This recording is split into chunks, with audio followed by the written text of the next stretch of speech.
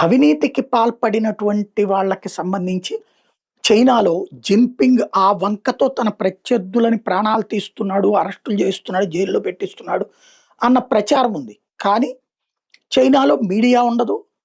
ఉండే మీడియా ప్రభుత్వ మీడియానే. అపోజిషన్ వాయిస్ ఉండదు. అక్కడ అపోజిషన్ గూడా ఉండదు.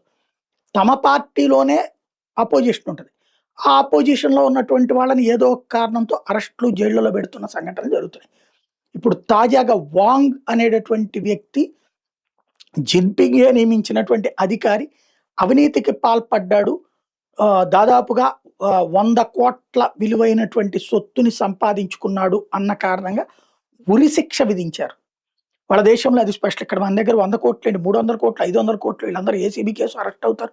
జైలుకెళ్తారు. మళ్ళీ బయటకొస్తారు. ఆ తర్వాత ఆస్తులు మా అక్కవి, మా అమ్మవి లేకపోతే మా సో అండ్ సో వాళ్ళవి వాళ్ళకిను నాకు సంబంధం లేదని చెప్తారు. కోర్టులో వాదించుకుంటారు. మంచిగా జాగ్రత్తగా పబ్లిక్ ప్రాసిక్యూటర్ మేనేజ్ చేసుకుంటారు. ఆ తర్వాత కేసులు కొట్టేయించుకుంటారు. ఏసీబీ కేసులలో శిక్షలు పడినటువంటి రేషియో 1 ఆర్ 2 అంతే. మిగతాదంతా కేసులు తారుమారైపోయినాయి. ఆ తర్వాత డబ్బులు రికవరీ వాళ్ళు తీసేసుకున్నాయి.